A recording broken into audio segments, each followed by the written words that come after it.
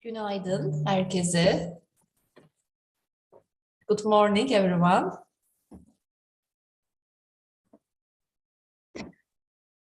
Günaydın hocam. Günaydın Laura.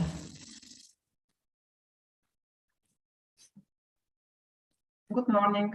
Good morning Katya. How are you? Fine, thanks. I'm happy to see you. Thank you. I am good now. We are ill.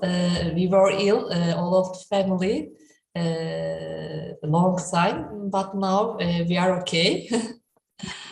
It's good. It is nice to see you again. I believe next year will be better for all of us. This year was very hard. Hopefully.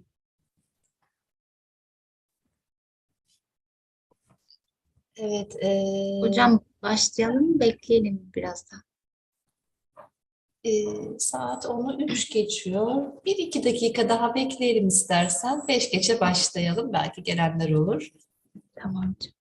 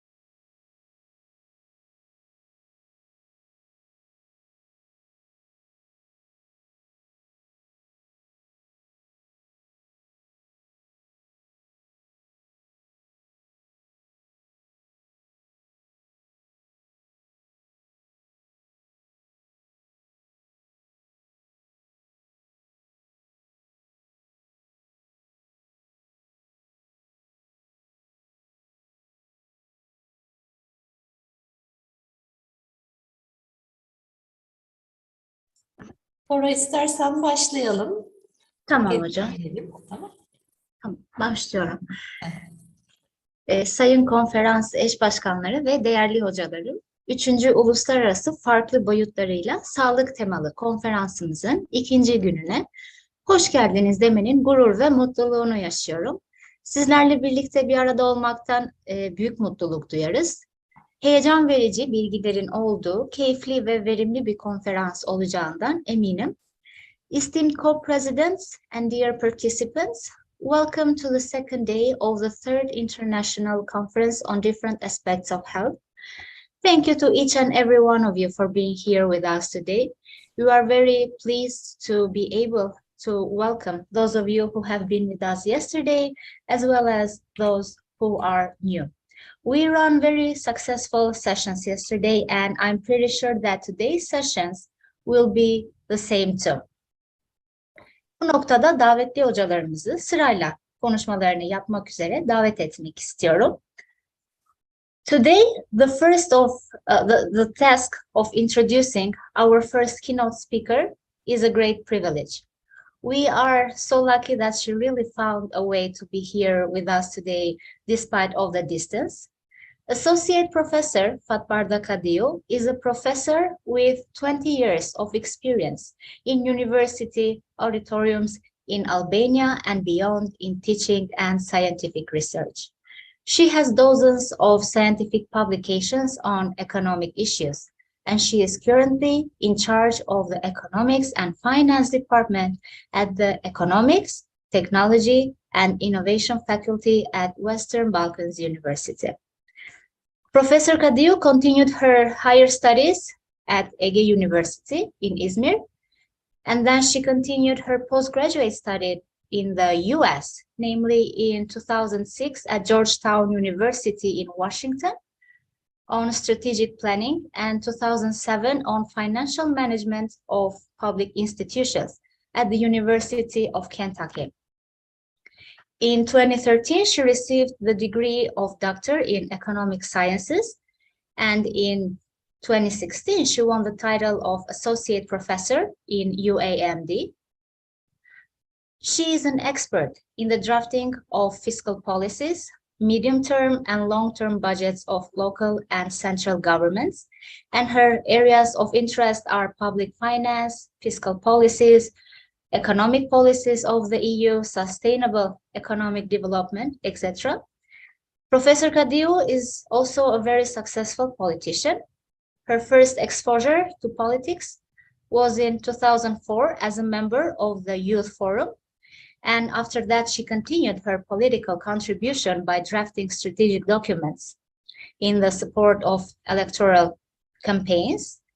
In 2017, she was elected a deputy in the Assembly of the Republic of Albania, and she currently holds the position of member of the presidency of the Democratic Party elected in May 2022. Now, dear guests, please help me in welcoming Professor Fatbarda Kadiu.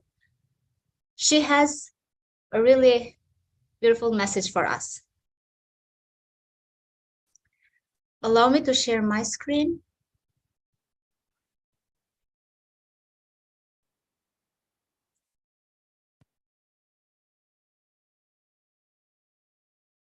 Good morning, everybody.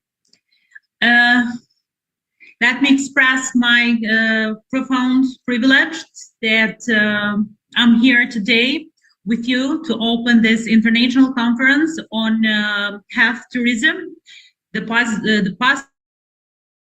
the present, and the future of the health industry, focusing on tourism. I'm Professor Fatbarda Kadiu. I would very shortly give a short introduction to myself, to our institution, and then I will share with you the results of some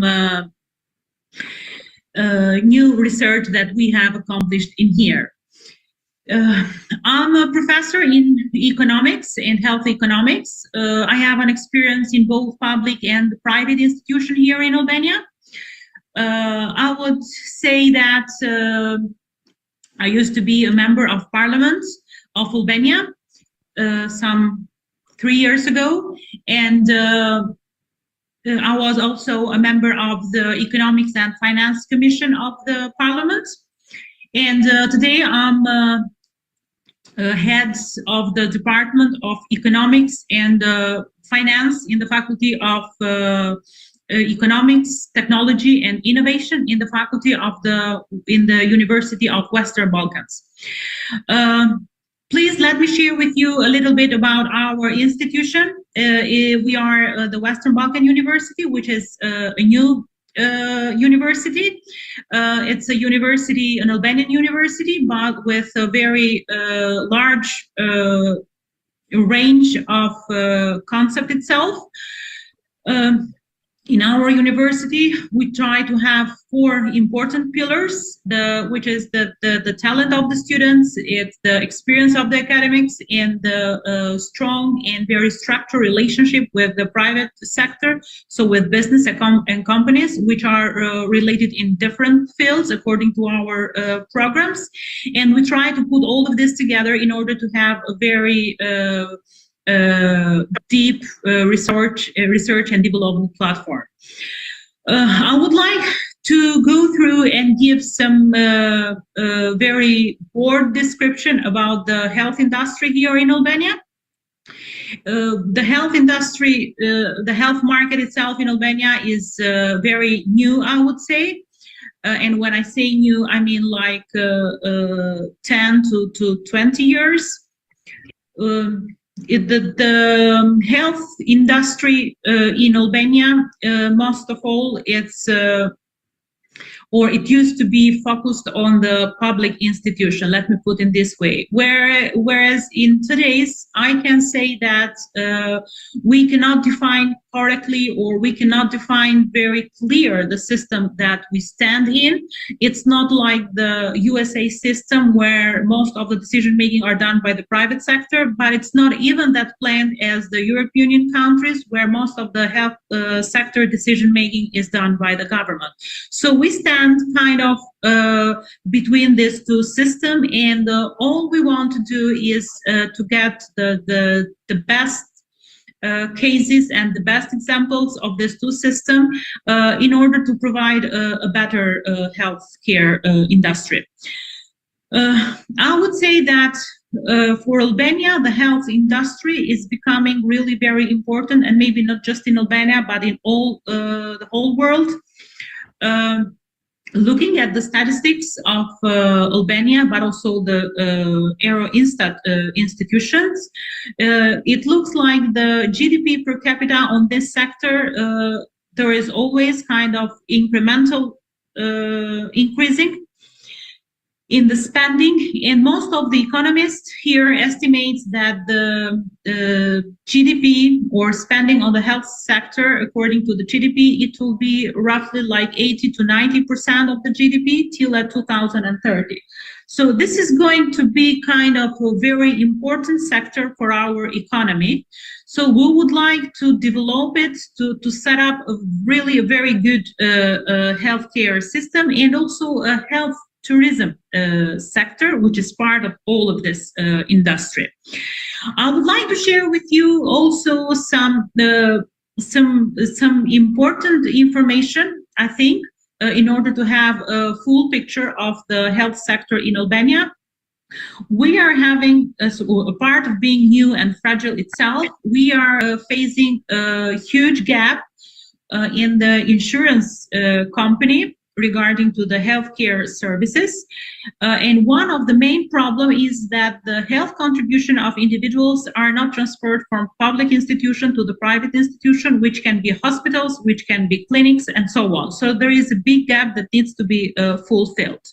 Another thing that I would like to say for our healthcare system is that most of our services in Albania in last years, they are provided by the public and private partnership model of economy. In some cases, I would say that we have got good results, and I'm brave enough to say that in most of the cases, we did not get really good results at the end of these procedures.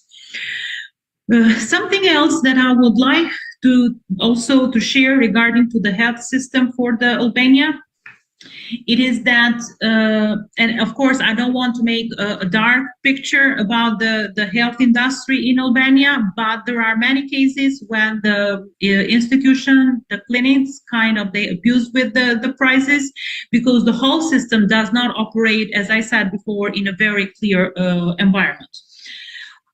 Most of our health tourism, or years ago, the health tourism, let me say, was focused on the dentistry services, and most of the patients, they used to be Albanians that live outside, and when they come back in Albania during the summer, they would have their dentistry services.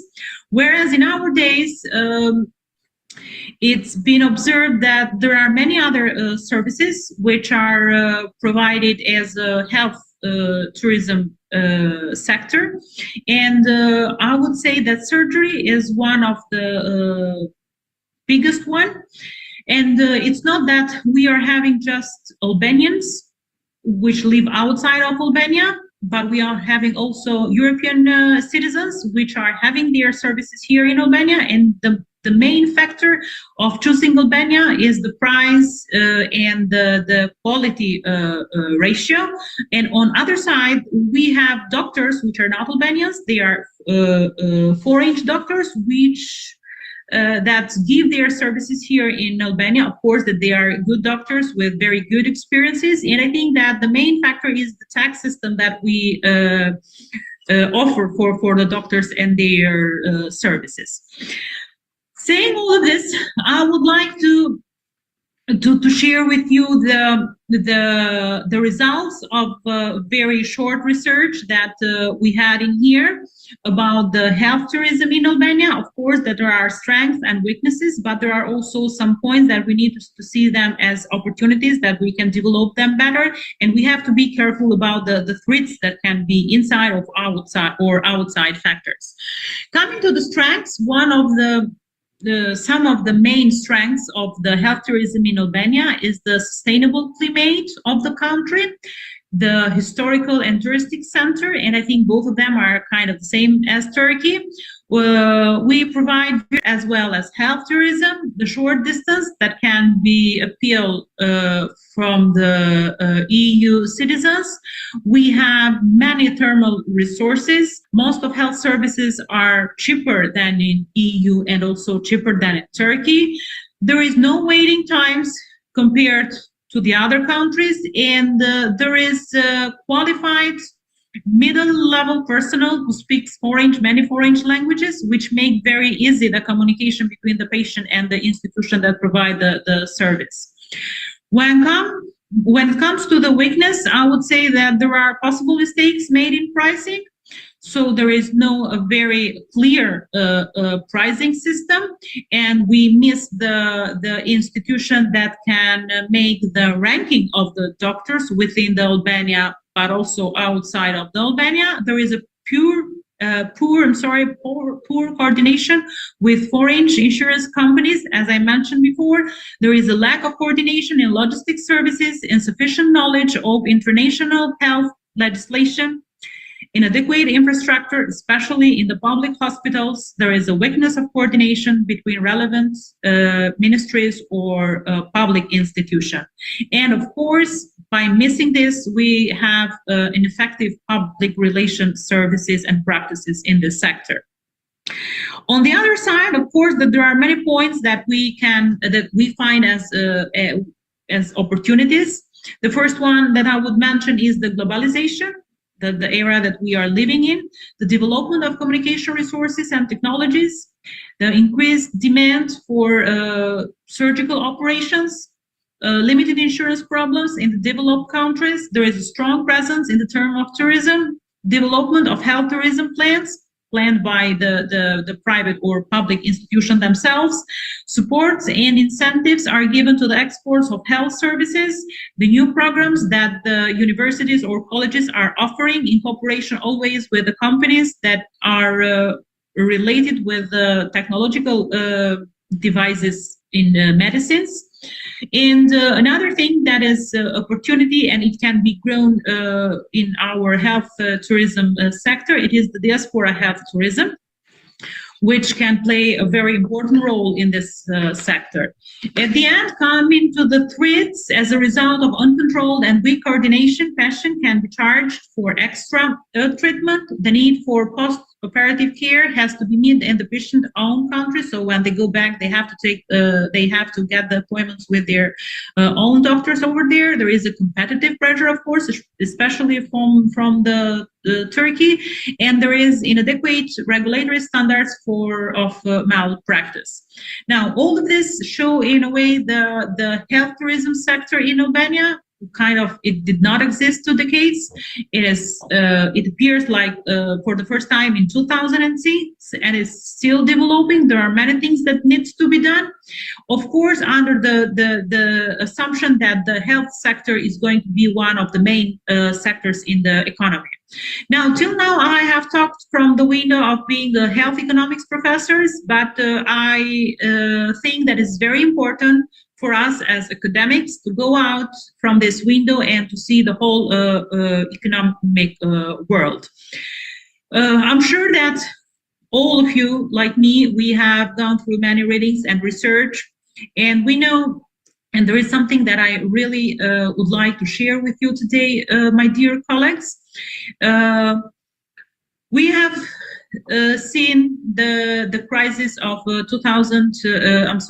crisis of 1929, 1933, the crisis of 1969 or 1970s, and the crisis of the global crisis of 2008, 2010. And all we find out from the papers, from the research papers, is that the elements that or the factors that brings to the crisis are very different if we want to compare these three crises. But there is just one factor which I found out, and I think that is very important to be understood by the academic world, that is in each of these crises there is disinformation, I would say, in the sector which is the main sector of the economy. For example, there is a misinformation about the iron resources and prices for the crisis of the 1929 and 1930. So that was the biggest industry, and there was some disinformation, and then this disinformation kind of result in disinformation then were turned in a whole global crisis. Then we have the 2010. The financial sector was the main sector of the economy, and that's where the crisis came from. Also in 1969 and 1970, we have the crisis of the oil price, and we know that most of the misinformation came from the oil prices or the regulations that were made by the cartels. And I would like to share to you that as health industry is being and is going to be one of the most important industry of the economy in the upcoming years, it is our duty to be very careful about the numbers and the data that are collected from the real market in order to prevent it come from this industry. I think that was all that I wanted to share with you today. And once more, please, I would like to thank all of you for making me part of this international conference. And I think I was a little of a contribution to your conference. And I hope that we will have a very good cooperation in the upcoming years. Thank you very much once more, and have a nice day.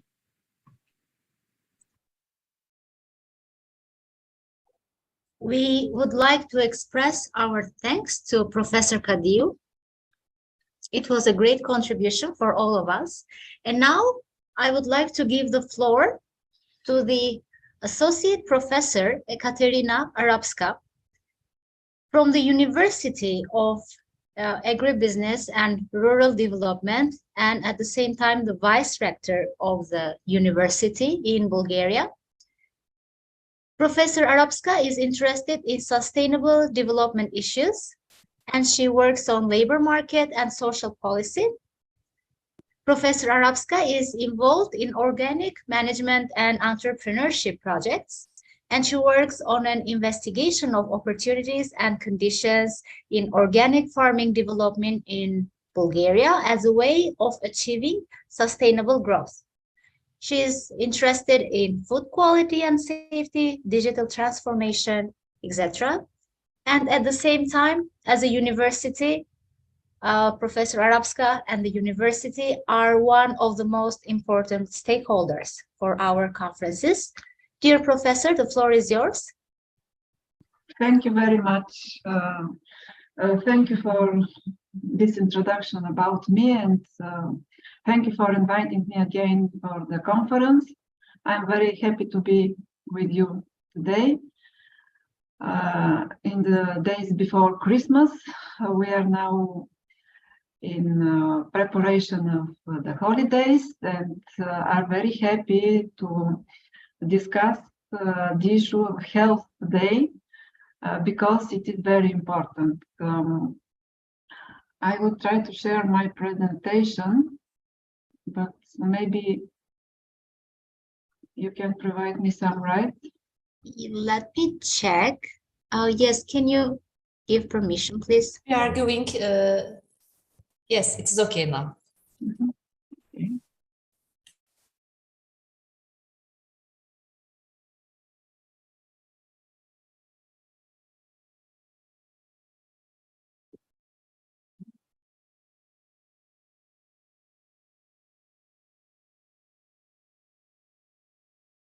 Can you see it now? Yes, yes, yes, we can see it clearly. The topic of my presentation is sustainable food production and consumption and healthy living, and I will present some good practices from Bulgaria. In short, the contents involve some issues regarding sustainable development and related topics, and especially the focus is local businesses and sustainable business models for local development. I start this presentation with a picture from our university and our accountant from our office in Veliko Trnovo, which is trying to manage tractor, as you see, because this is our inspirations for our work in our university, to provide and to build capacity for sustainable development of rural regions, and seeing rural regions as the main drivers of this sustainable development, especially with the production, agricultural and food production, which is the basis for the healthy living, we believe. Among the topical challenges to modern world, as you know, are the sustainable development goals and sustainable development, and the globalization issue we see in different aspects. We are thinking now of localization, turning back to the local businesses and local sustainable development, which can be achieved by sustainable production and consumption first. Rural regions are very important in Bulgaria because they take the most part of the country area, and there are many problems as demographic processes, infrastructure, investment, unemployment, human resources, and the solutions for these problems we see in the development of agri-food sector, alternative forms of tourism, and preservation of our natural and cultural heritage, and the striving after raising the quality of life in these regions, decreasing poverty and increasing social inclusion and employment in these sectors. Even though these times of many difficulties, we are still thinking of the targets in the European Green Deal and solving the issues of climate change and environmental degradation, which are not only for our country, they are for all the world, but especially for us. We are thinking about how to create new jobs, how to assure a cleaner environment, and, as I said, a better quality of life for our population in rural regions. In the core of this Green Deal strategy is from farm to fork, which is human health and well-being through sustainable agri-food systems. So the keywords here are healthy people, societies, and planet. And if we would like to assure our sustainable future, we should think first about sustainable food, of course. This means building a food chain that works for consumers, producers, climate, and the environment. Ensuring food security is a special issue of consideration, and stimulating sustainable food processing, wholesale, retail, hospitality, and food services, different practices are very important, and we're trying to convince all that this is the way for our future development, and this is the right direction of development, and to build these sustainable food chains. In agri-food systems, we are looking at some points as very important, as environmental impact, climate change, biodiversity, food security, nutrition and public health, and fair trade. These are the questions which I will present when talking about the good practices in Bulgaria in a while. About sustainable agriculture and sustainable rural development, these are two questions which are closely interlinked to each other, and sustainable agriculture could be the decision of the problems with hunger and poverty, climate change, food quality and safety, health, environment, water, energy, fair trade, and consumer trust.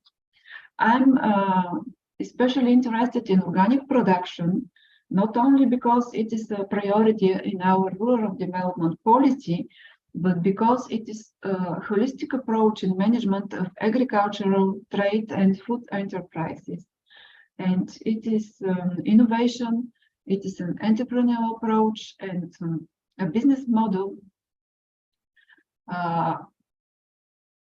which can be shown as an example of applying the principles of social responsibility and having a great potential for sustainable development.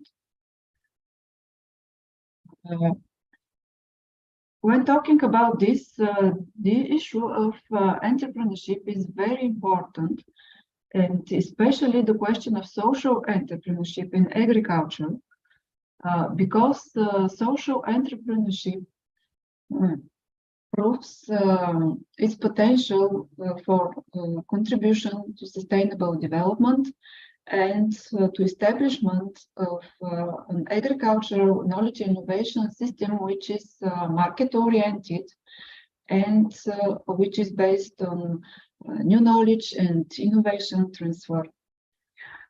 In our university, we are working on a project for establishing European University Alliance Innovations of Regional Sustainability. And under this project, we have established a living lab called Invest Living Lab. And one of the issues on which this living lab works is namely the entrepreneurship in rural regions and the topic of sustainability in different aspects: quality of life, entrepreneurship, and preservation of natural and cultural heritage resources, energy transition, climate change, etc.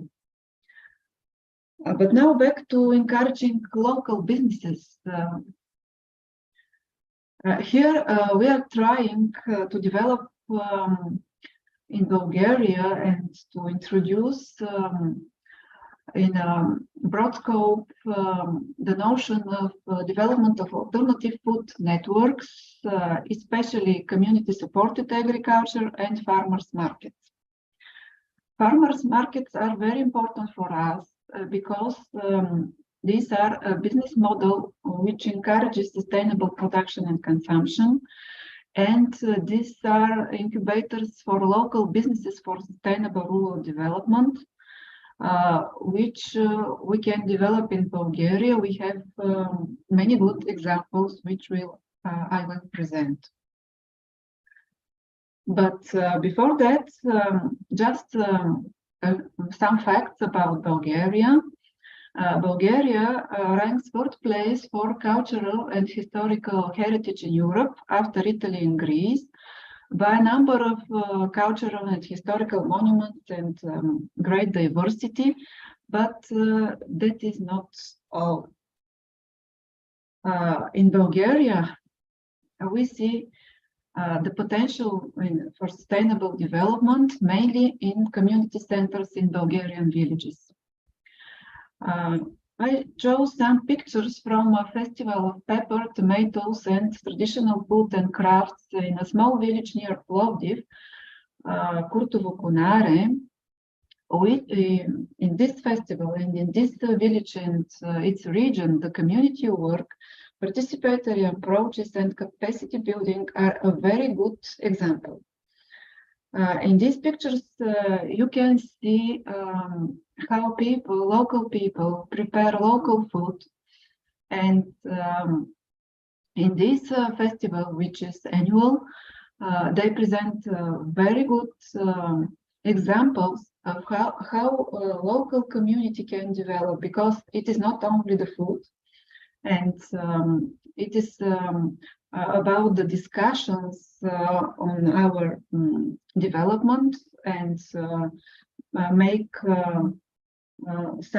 provide some new lives for rural regions.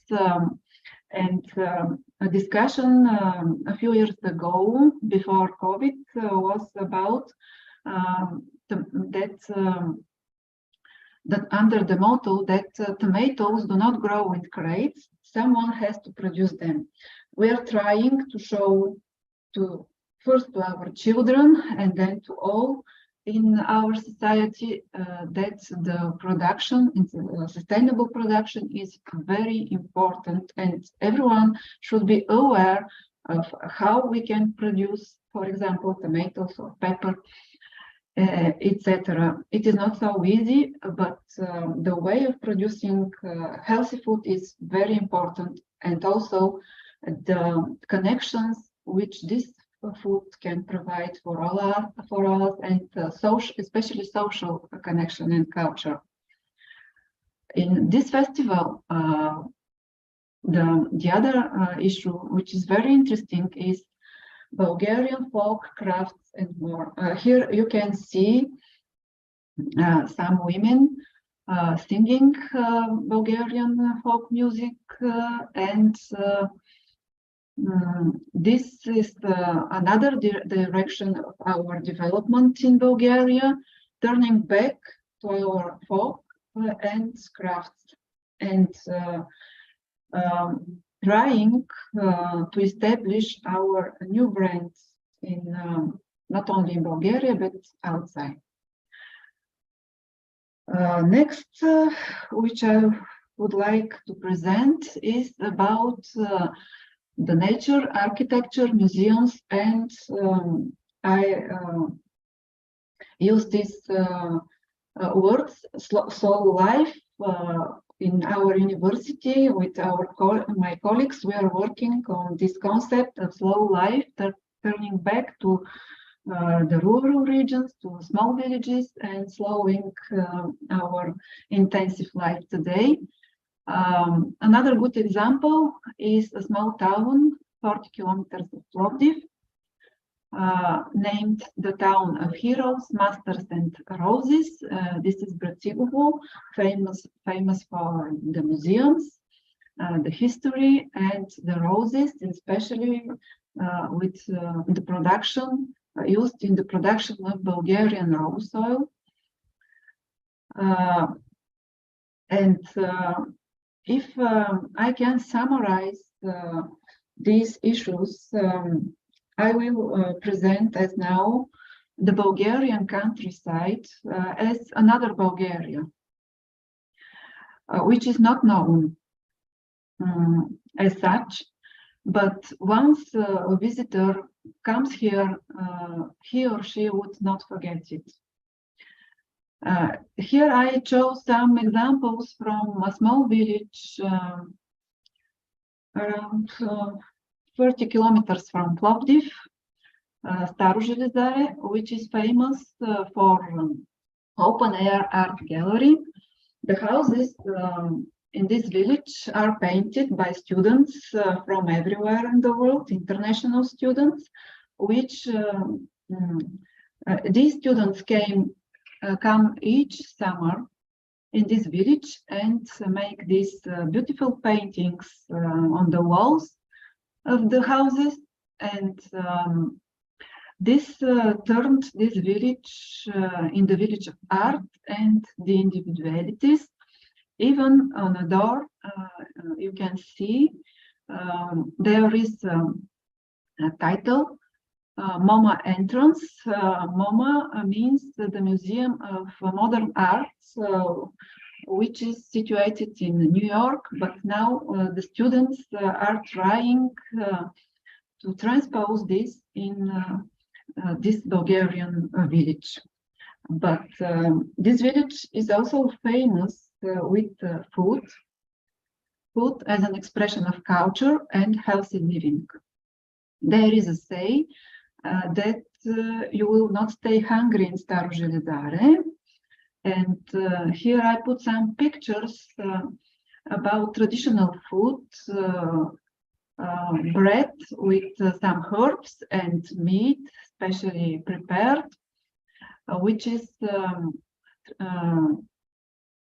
very characteristic for this village. Another interesting good example from Bulgaria is a guest house called Tepavicata. This guest house was part of a project called the New Thracian Gold. The New Thracian Gold was a remarkable project in the Eastern Europe, in the Eastern Rhodop Mountains in Bulgaria, which showed that we can link the agriculture, tourism, and health, and at the same time our heritage. You can see on the picture the owners of this guest house, which are organic farming producers and good friends of our university. And developing this way of business can provide new insights to our sustainable development in our rural regions. This is a very good example, and I believe in the future we will have even more in this region.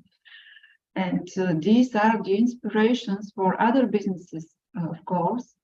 This is another example, a guest house called Deshka. Here cooking and crafts are the focus. Many visitors from all over the world in this guest house. Deshka is the owner, the name of the owner. She is very active and participating in many activities, especially in some TV formats as well. And attracting young people and children is very important of building this new culture. Another good practice, the cooperatives in Bulgaria. A cooperative called Hran Coop is a well-known cooperative which mission is the access to clean food.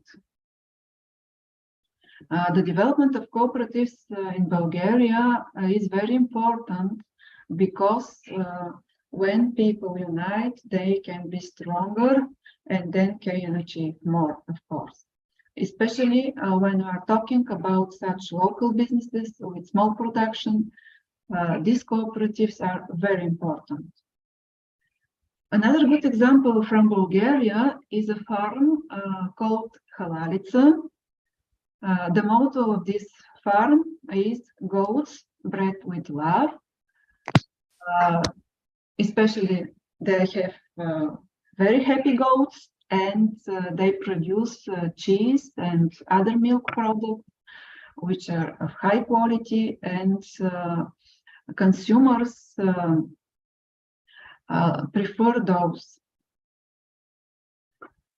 And I already mentioned organic farming. Organic farming in Bulgaria is in a way of development which is not so smooth. We have many difficulties, but of course we are trying to continue. Bioselina is the name of the organic farming foundation in Bulgaria, which is an organization which put the basis of organic farming many years ago, and which works for clean food and an honest livelihood. We have a very good cooperation with the Bioselina Foundation, and we organize each year an international conference, Organic Farming Day, attracting many stakeholders from all over the country during the agricultural exhibition in Plovdiv during the international fair in March.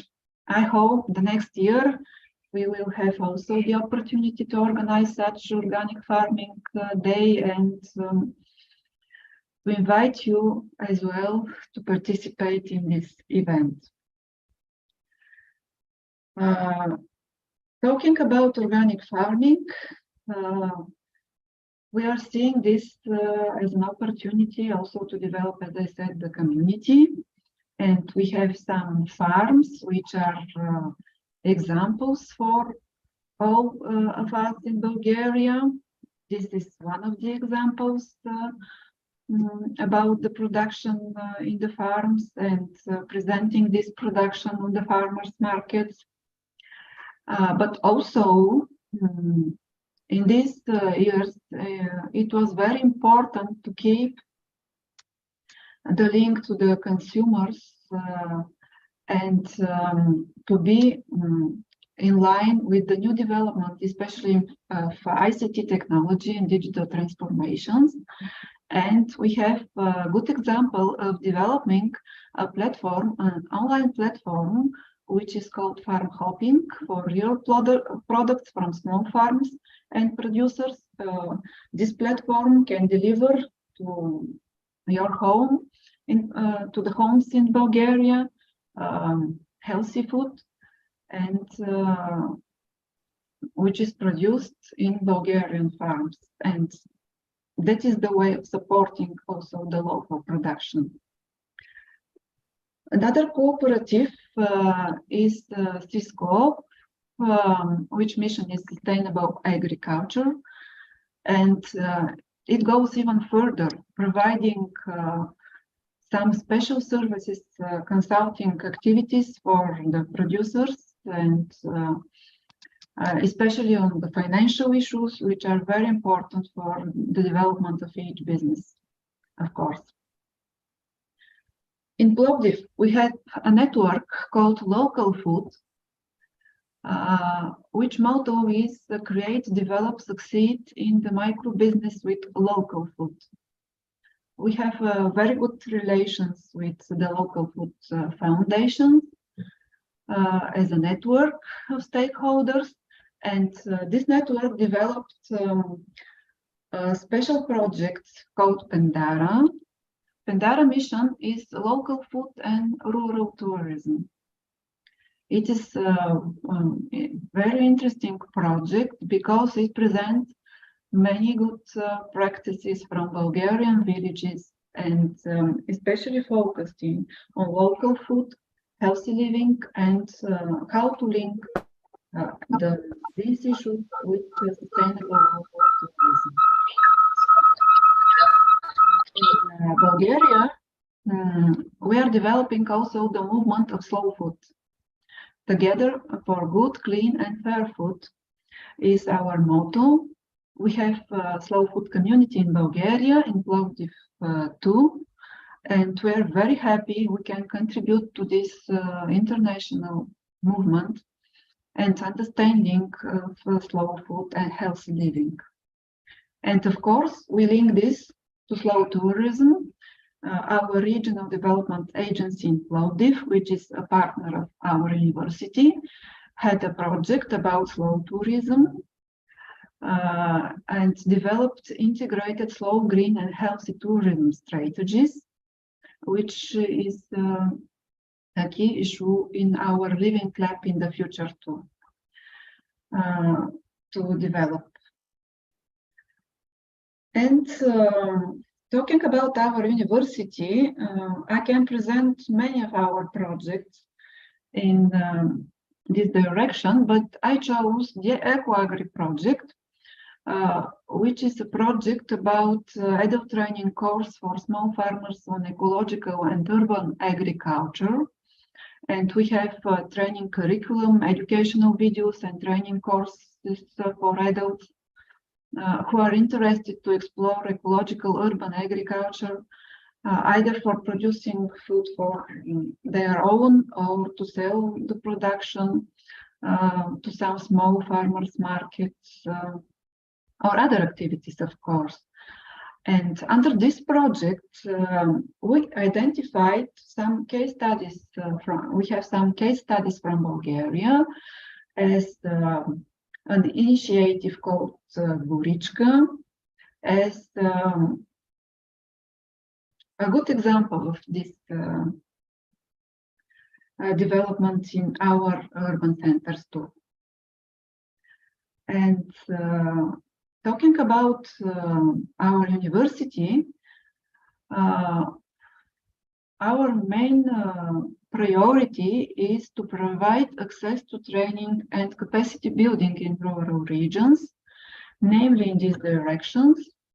And our motto is love, work, and study.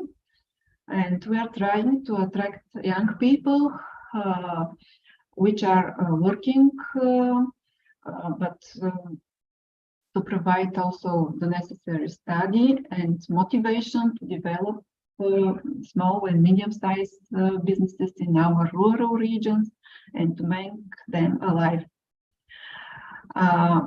In conclusion, I can say that we are trying to address contemporary challenges of climate change, use of resources, dynamics in business, and this uncertainty in many spheres, namely in this way, dealing with the sustainability and sustainable development goals, and especially engaging stakeholders and business in this. Sustainable production and consumption is our main priority, and providing inspirations, new knowledge, innovation, and good practices for some sustainable business models in rural development is very important.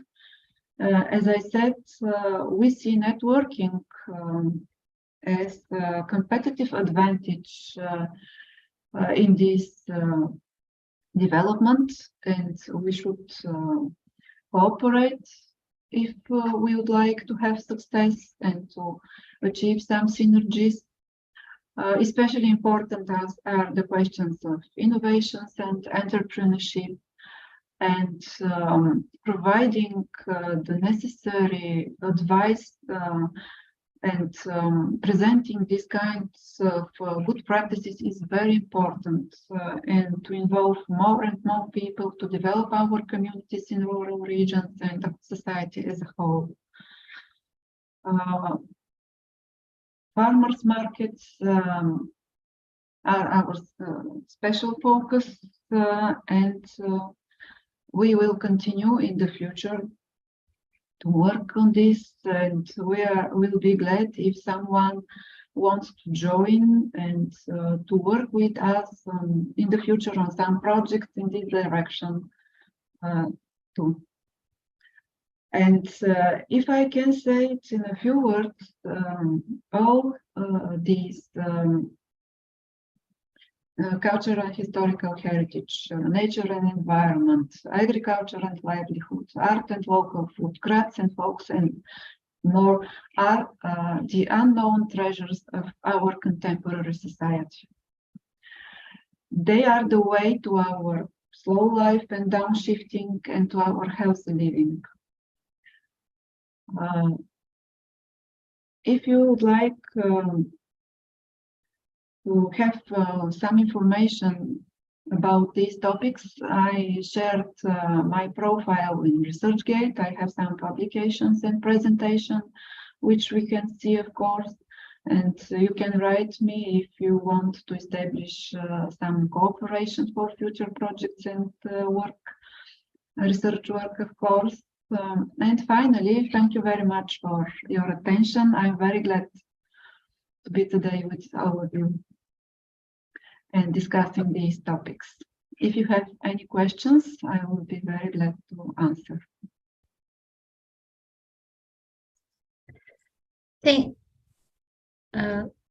Professor Şahin, would you like to say something? Thank you, Arapska. You share very important information about the subject and project. It is very productive for us. And yes, are there any questions about the presentation? I think there are two questions for Professor Arapska. The first one is, do farmers in Bulgaria receive assistance for food sustainability, both in terms of EU funds and the government? And the second question is, tobacco was formerly the main product of agricultural sector in Bulgaria. How is it now? Very good questions. Yes, those questions are from dear Sevda Mutlu Akar. Thank you very much, Sevda, for these questions. Yes, the financial support is very important because especially small farmers could not survive without this. We have some national programs and we have some funding from the European Union under the Rural Development Program. Of course, this funding is linked to some obligations to keep the conformity to the sustainability issues in production. Of course, some of the farmers unfortunately think that these are additional burden, but that is not, of course, true, because farmers get some funding, but they should prove that they are going to the way to sustainability, of course. This is a requirement. We have many problems, however, with assuring this funding. The main problems are not to this sustainability requirement, but mainly to administrative burden, to the documents, reporting, monitoring, etc., to the farmers. And I think we have a very good example of providing advisory services from national organization, national service for advisory activities for agricultural producers, which helps the farmers to deal with all these problems, because we could not expect all to know all of these things and to be experts in all, but providing these consultancy activities is very important. And the next question about the tobacco is very interesting because in Bulgaria we turned and we should change the production, especially in Eastern Europe, in Eastern Rhodops. Tobacco was traditional culture. Several years ago in our university we developed a project for trying to change this culture, tobacco, with other which are of course suitable for the region, for the climate, the soils in the region, for the producers. In this project we were trying, because of the climate in the region, to grow olives. These are the first trials in this region to grow olives, and we had some successes, but of course maybe this is also a question of some future work. We had some success, but we had some failures, of course, because of some cold winters. And in the region, but in the region as a whole, not talking about our university and projects, people succeeded to find the ways to survive, to change. But of course, we have some other problems with leaving these regions because people do not have jobs, etc. And these processes were very drastic in the past, but now we can see that the people would like to come back and to try to develop in this region their local businesses, to grow their children, to have families there, which is a very good trend now. I hope this trend will continue in the future, and our efforts, of course, and the policy, especially on national and regional level, to make alive our rural regions. Thank you. Thank you very much, dear Professor. Is there any other questions? I can take one more question if you have. If not, I will move on to the other session. Okay, thank you very much. Thank you, dear Arabska. It is very nice to see you again. We hope to together again in new organizations together. I hope face to face. I hope so. Thank you. Evet, değerli hocalarım, programımıza bir oturumla devam edeceğiz. Moderatörümüz Sayın Doçent Doktor Aysel Güven hocamız aramızda mı acaba?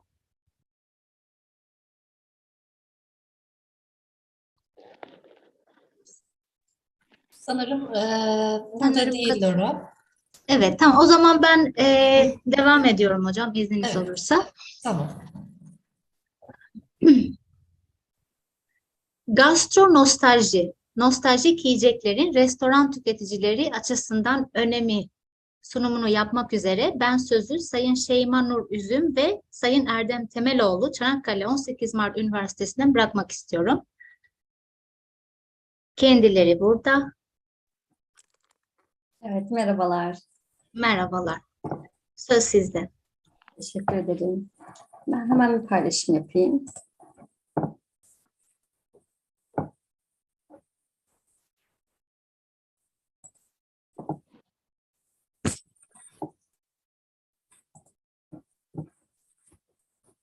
Ben Çanakkale 18 Mart Üniversitesi Yüksek Lisans Öğrencisi Şeyma Nur Üzüm. Kamerada biraz sorun var galiba ağ bağlantısında. Çalışmayı danışman hocam Erdem Temeloğlu ile birlikte gerçekleştirdik. Çalışmamızın başlığı gastronostalji, nostaljik yiyeceklerin restoran tüketiciler açısından önemi. Bir giriş yapayım. Yiyeceklerdeki besin maddeleri mideyi tatmin ederken yiyeceklerin anlamları ise zihni tatmin edilir. Gıda, karın doyurma ihtiyacının ötesinde maddi ve sembolik bir anlam taşımaktadır. Yaşam boyunca tüketilen gıdalar geçmişi, anı ve geleceği şekillendirmekle birlikte somut hatıralar biriktirilmesine yardımcı olmaktadır. Bu hatıralar anlatılar sayesinde tekrar canlanabilmekte ve bireyleri duygusal, ruhsal, zihinsel hatta fiziksel olarak aç bırakabilmekte veya doyurabilmektedir. Nostalji bireylerin bulunduğu ortamı kendisini farklı bir zaman dilimine götüren bir yer olarak düşündüğü ortaya çıkmaktadır. Nostalji kavramı 17. yüzyılda ortaya çıkmış ve acı bir özlemi ifade etmekte. Değişim ve gelişimi ayak uyduramayan bireyler geçmişin bilinir ve rahat olmasını düşünerek kendini güvende hissetmektedirler. Bu nostaljinin modern zamana karşı bir isyan olarak nitelendirilmesini sağlamaktadır. Nostaljik dürtüler, yemek seçimleri gibi davranışlar sayesinde nostaljik maddelerle bütünleşerek kısmen tatmin edilebilmektedir. Gastronostaljiye göre çocukluk döneminde tüketilen yiyecekler bireylerin kimliğin oluşmasına bir etken olmuştur.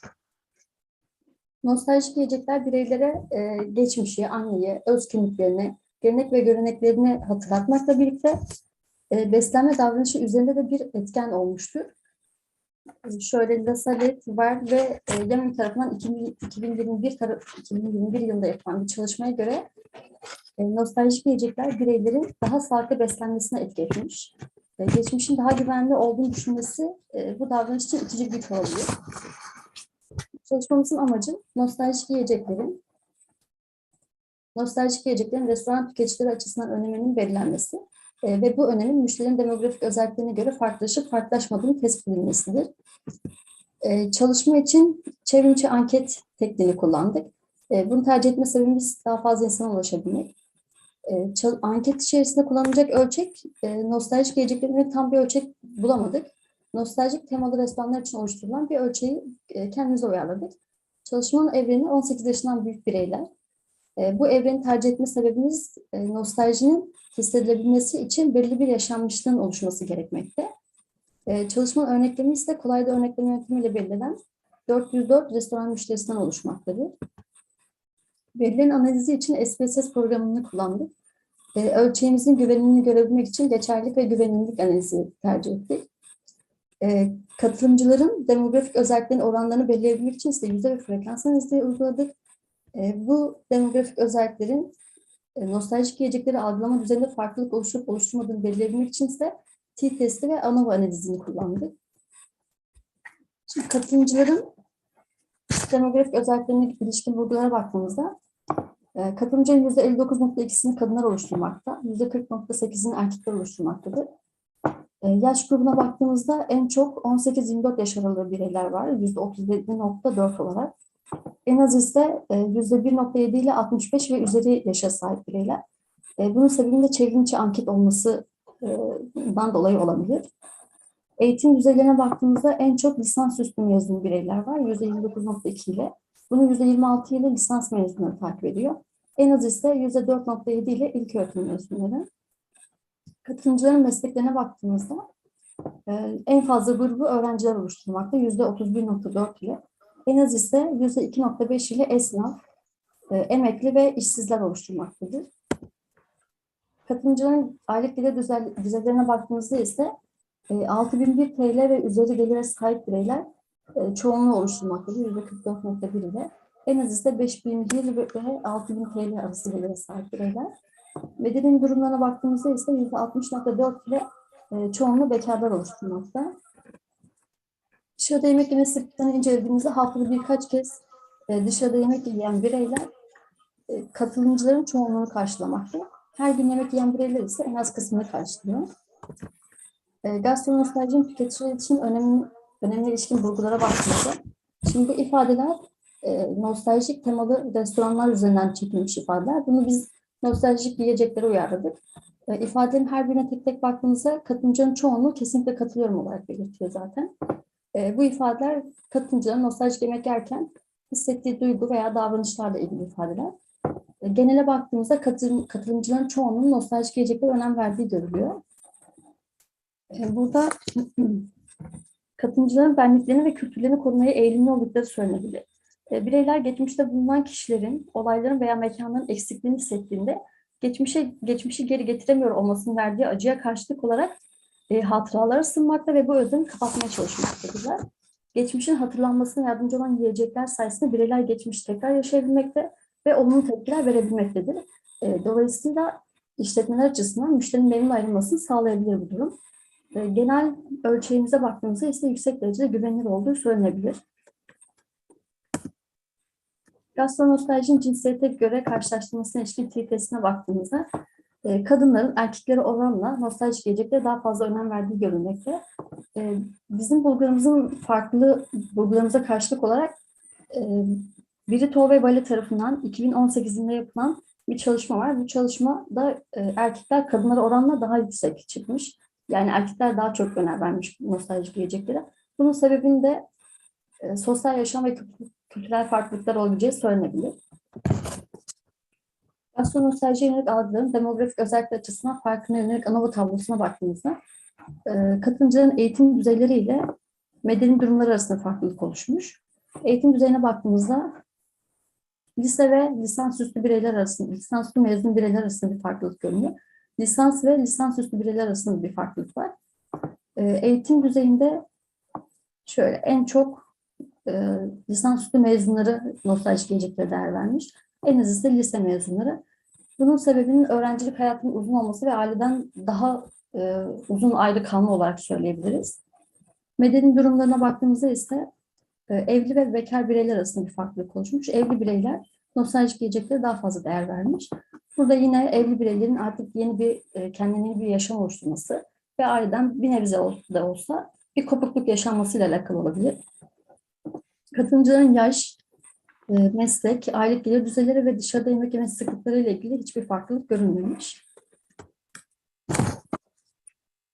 Sonuca geldiğimizde elde edilen veriler ışığında bireylerin nostaljik yiyeceklere önem verdiği ve bu önemin bireyler arasında farklılık gösterebileceği söylenmektedir. Yiyecek içecek işletmenin nostaljik yiyeceklere önem vermesi, müşterilerin memnun olmasını sağlayabilir. Aynı zamanda nostaljik yiyeceklerin sağlıklı olduğu düşüncesi tüketicileri satın almaya yönlendirebilir. Çok fazla rakibin bulunduğu günümüzde diğer yiyecek içecek işletmenin önüne geçmek için yeni stratejiler geliştirilmesi gerekebilmektedir. Dolayısıyla yiyecek içecek işletmeleri yöneticileri ve sahiplerinin nostaljik yiyecekleri sunmasıyla doğru hizmet planlaması yaparak müşteriyi tatmin etmesinin işletmenin sürekliliği için önemli olabileceği düşünülmektedir. Beni dinlediğiniz için teşekkür ederim.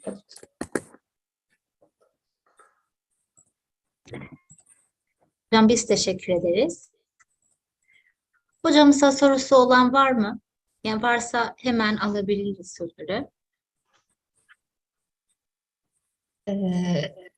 Evet, Şeyma Hocama ve Erdem Hocama teşekkür ediyorum sunumları için. Aslında benimkisi yani belki direkt konunun hani sunumumuz içeriğinde olmayan ama benim hani merak ettiğim bir şey. Evet, nostaljik yiyeceklerin anladığım kadarıyla bizim tutumlarımızda, davranışlarımızda oldukça bir belirleyici bir etkisi olduğunu görüyoruz hani vermiş olduğunuz bilgiler ışığında. Peki acaba hani şunu merak ediyorum. Türkiye'de veya Türk kültüründe böyle öne çıkan nostaljik yiyecek veya yiyecek grupları var mı? Onunla ilgili bir hani bilginiz varsa paylaşırsanız sevinirim. Şöyle, bizim aslında bu bir tez konumuz. Tez aşaması daha henüz bitmediği için bu çalışma biraz daha yüzeysel kaldı. Tez çalışmamızda nostaljik yiyecekleri de sorduk. Orada şöyle annenin yaptığı yemekler daha çok ön plana çıkıyor. İşte keşkek çok fazla ön planda. Onun dışında yaprak sarması olsun. Yani kişiden kişiye değişiyor zaten. Bazıları için bir arkadaşla yediği tavuk sote bile nostaljik sayılabiliyor. Ama daha çok annelerin yaptığı yemekleri özledikleri için en çok bu tarz yemekler çıkıyor. Keşkek olsun. Salçalı ekmek de çıkabiliyor yani. Veya tabii belki de bölgelere göre, kültürel değişimlere göre muhtemelen tabii ki herhalde değişiklik gösteriyordur. Teşekkür ediyorum Erdem teşekkür Hocama ederim. ve Şeyma'ya. Sayın hocalarımıza teşekkür ederiz. Manisa Şehir Hastanesi'nden Sayın Mustafa Serhat Şahinoğlu hocamız aramızda mı?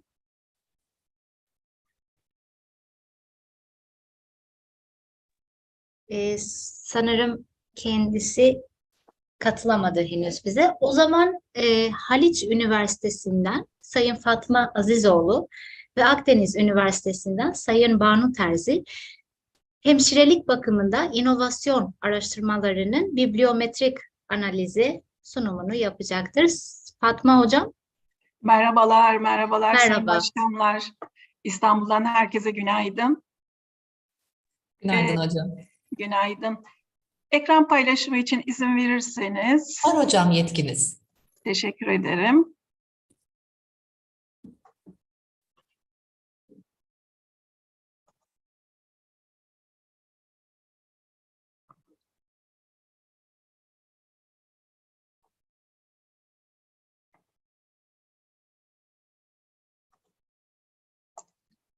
Öncelikle bu toplantı için, bu kongre için, bizleri bir araya getirdiğiniz için Özge Hocam ve diğer emeği geçen hocalarım, hepinize tek tek çok teşekkür ederiz. Çok keyifli ilerliyor toplantı. 2 gündür izliyorum. Öğleden sonra da izlemeye devam edeceğim. Fatma Azizoğlu ben, Haliç Üniversitesi Sağlık Bilimleri Fakültesi Hemşirelik Bölümünde yönetim bilim dalında görev yapmaktayım, doktor öğretim üyesi olarak. Bu çalışmamız Akdeniz Üniversitesi'nden çok sevgili hocam doçent doktor Banu Terzi ile birlikte gerçekleştirdik. Hemşirelik bakımında inovasyon araştırmaların bibliometrik analizini çalıştık biz. Hizmetlerin giderek birbirine benzediği günümüzde kurumlar varlıklarını sürdürebilmek için rekabet içindeler. Bu rekabeti geliştirebilmek için ürünler, hizmet, teknoloji veya kalite anlamında kurumların bir inovasyon kültürüne ihtiyacı bulunmakta. İnovasyon kelimesi Latince innovare kökünden türetilmiş olup yeni ve değişik şeyler yapmak anlamına gelmekle birlikte Türk Dil Kurumu'na göre yenileşim, yenilik anlamında da kullanılmaktadır. Hemşirelerin inovatif düşünme süreçlerinin klinikle entegre bir şekilde uygulanmasının sonucunda kaliteli bakım verilmesi, hastalıkların erken teşhisi, risk faktörlerinin belirlenip önlenmesi, hastaneye geri dönüşlerin azaltılması, hasta çıktılarının iyileşmesi yönünde de beklentiler mevcuttur. Hemşirelikte inovasyon hasta gereksiniminin giderilmesi, hizmet maliyetlerinin azaltılması, verimliliğin artırılmasına yönelik düşüncelerin, yöntemlerin ve araştırmaların geliştirmesini sağlayan uygulamaları da içeriyor. Biz inovasyon kavramını hemşirelik bakımında kavram olarak hem yenilenme süreci hem de sürecin sonunda ortaya çıkan bir katma değer yaratan sonuç olarak algılıyoruz.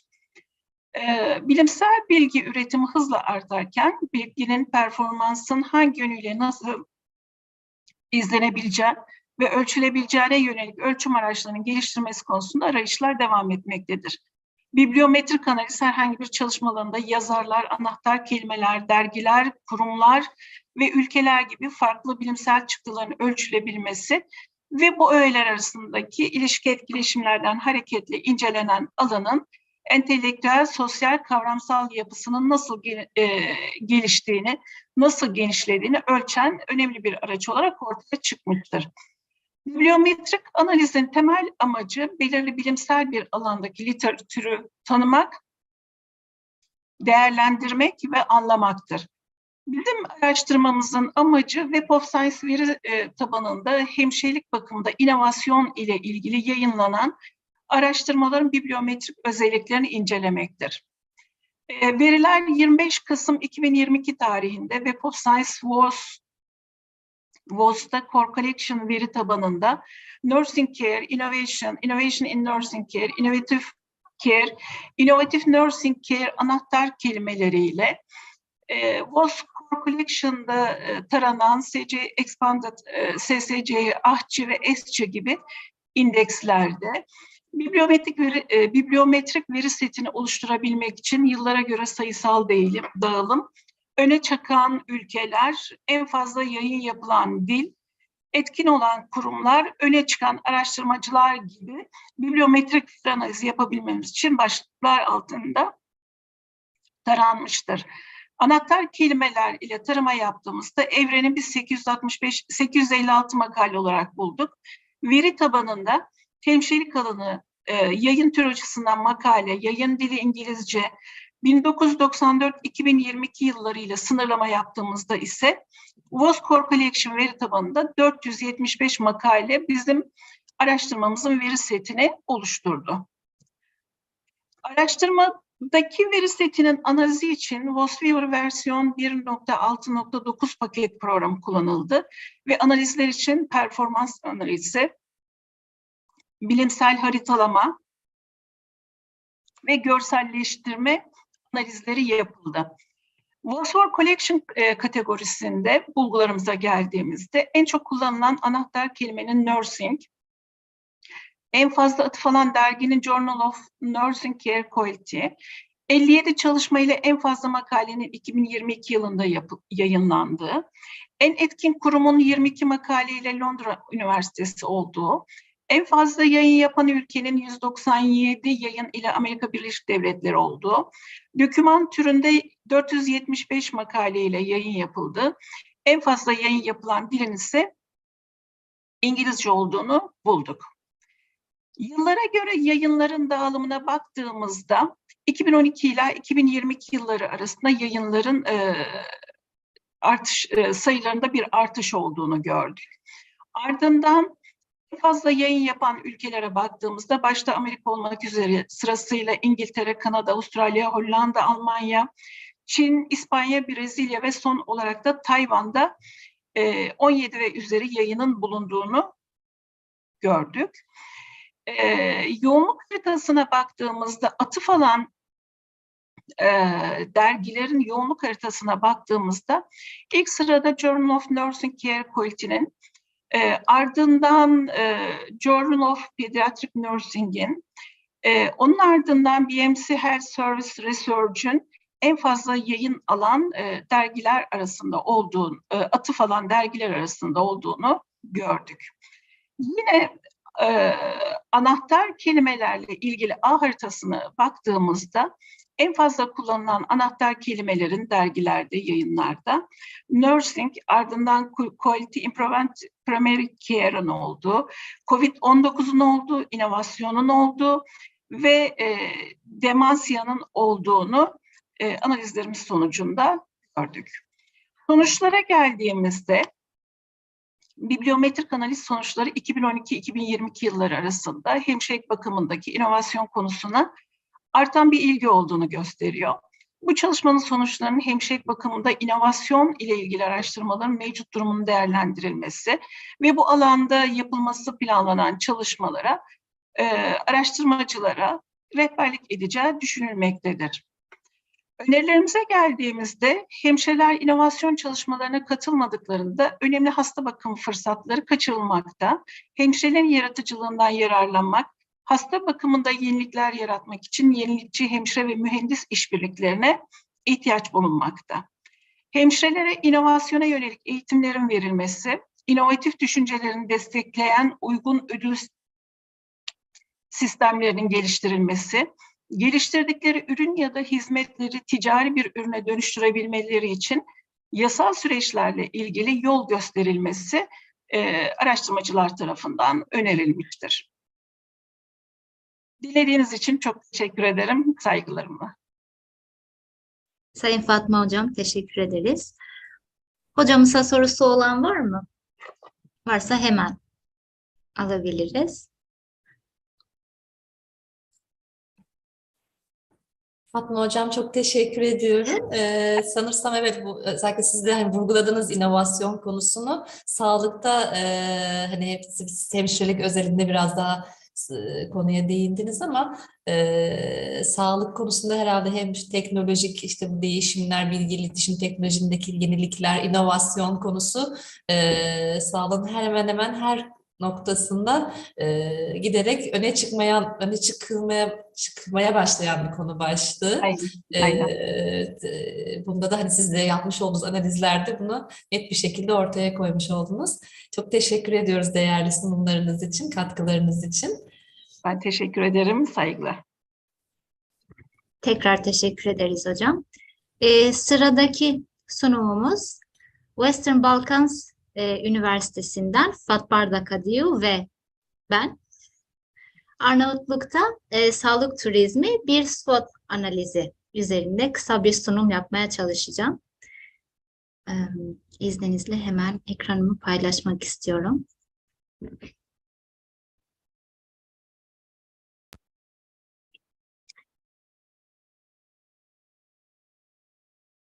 Hocam ekranım geldi Görünüyor mi? şu anda. Aha, tam Görünüyor. ekranda yaptık, Tamam. sıkıntı yok. Evet. Evet, tamam. Hello everyone. Today, me and my professor are going to give our presentation on health tourism in Albania and present a short SWOT analysis.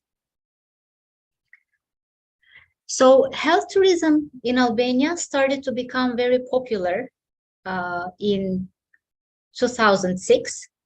And in addition, in 2006, Albania started to become an important tourism destination. So therefore, authorities have started to invest more in the pharmaceutical sector, for example, to attract more tourists and bring more income to the country. And since 2006, the number of the tourists has increased every year. Why to choose Albania? People who travel to Albania for health purposes mostly come for dentistry, for dental purposes. So the data collected within the framework of this study shows that Albania is a successful country in the field in terms of dental tourism. First, higher education institutions and tools used plays an important role. Universities, Albanian universities, use the latest technology, we can say, and practice for the students.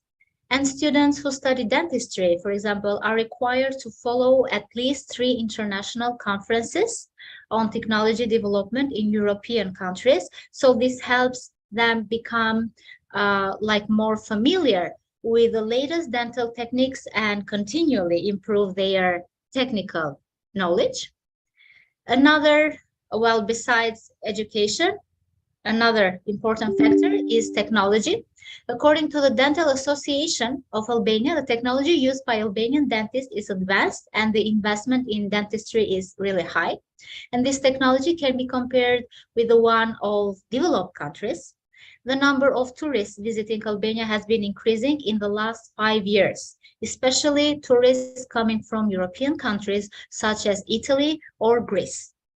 And also, according to the research, low prices, good service, good hygiene conditions, and quality offered are greatly affected, have greatly affected medical tourism. But here, we also have some drawbacks.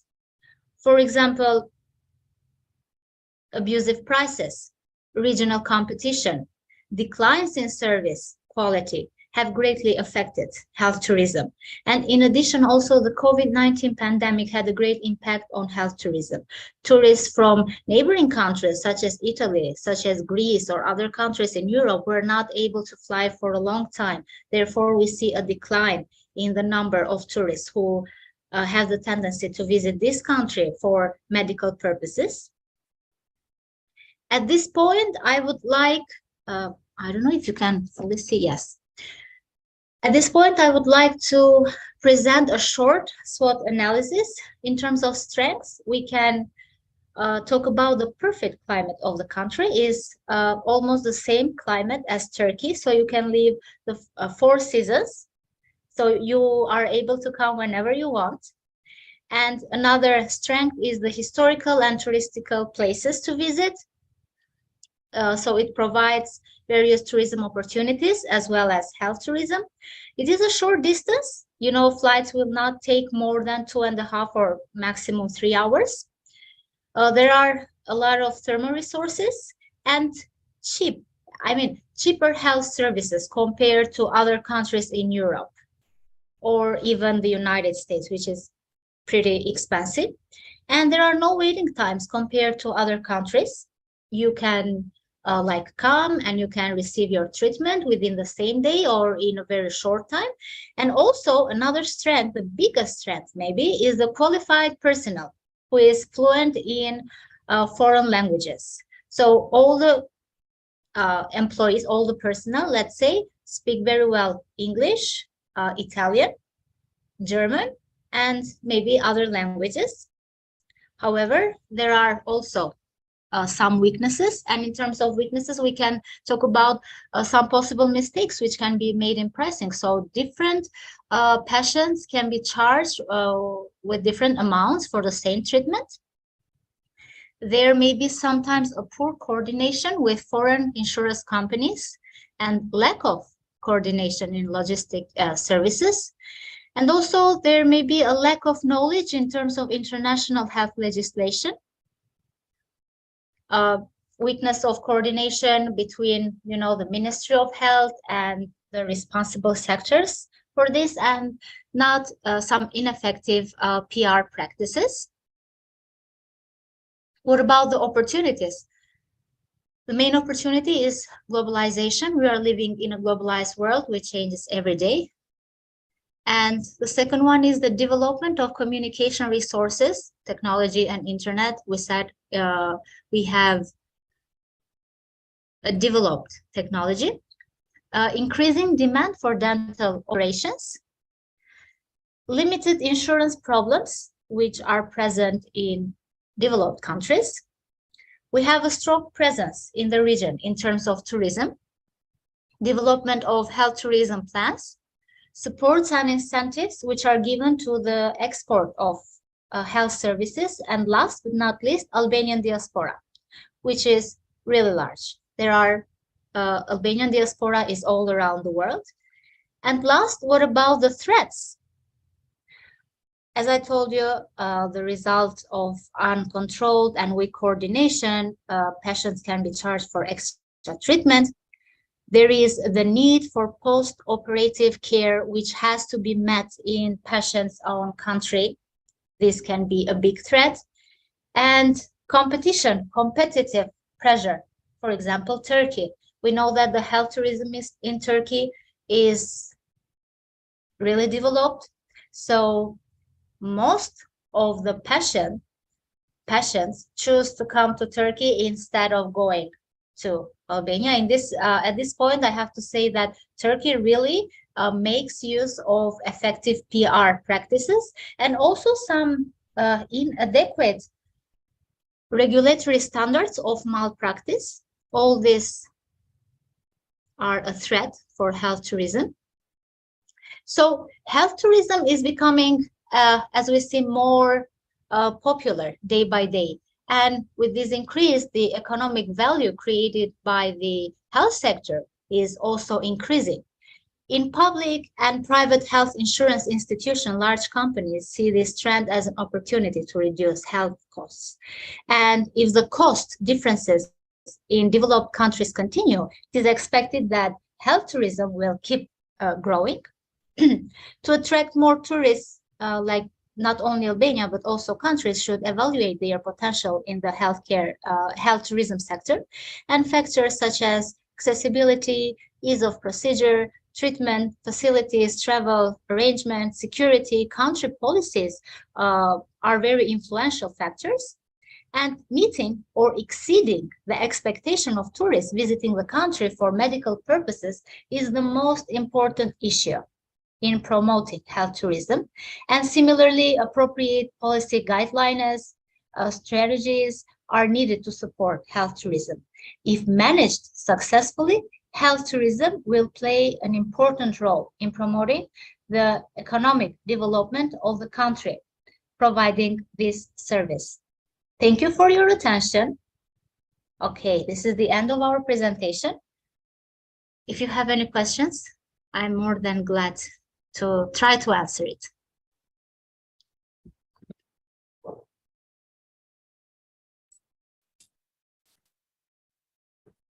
Dora, çok teşekkürler sunumun için.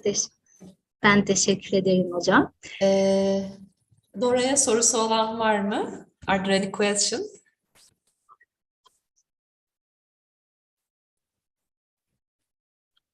I guess no, sanırım yok. Teşekkür ederim. Evet, biz teşekkür ediyoruz.